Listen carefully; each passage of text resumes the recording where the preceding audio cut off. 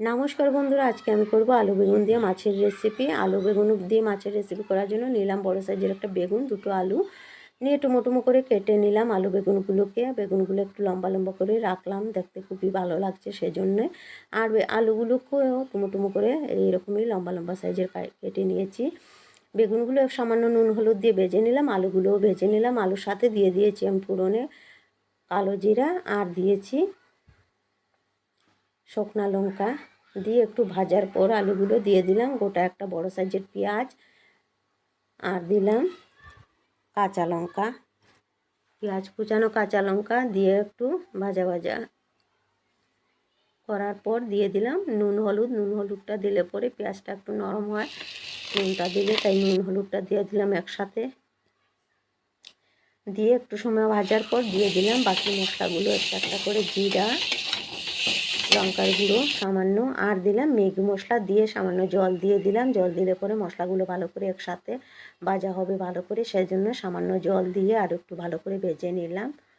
আর একটু ভেজে নেবার পর দিয়ে দিলাম ভেজে রাখা বেগুনগুলো দিয়ে আর একটু কষিয়ে নেব একসাথে মিশিয়ে সব কিছু।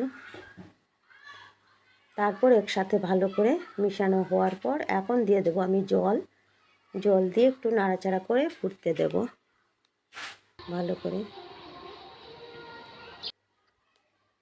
একটু ঢেকে দিয়েছিলাম একটু সময়, তারপর মাছগুলো ভেজে নিলাম, মাছগুলো ভেজে দিয়ে দিলাম,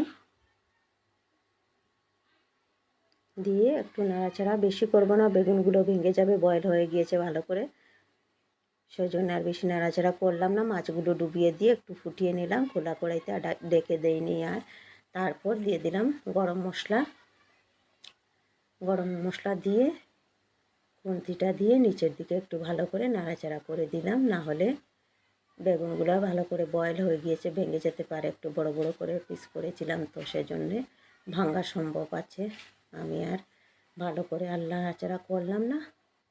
তারপর হয়ে গিয়েছে আলু বেগুন মাছের রেসিপিটা, আমি নামিয়ে নিলাম। কালারটাও ভালো লাগছে দেখতে।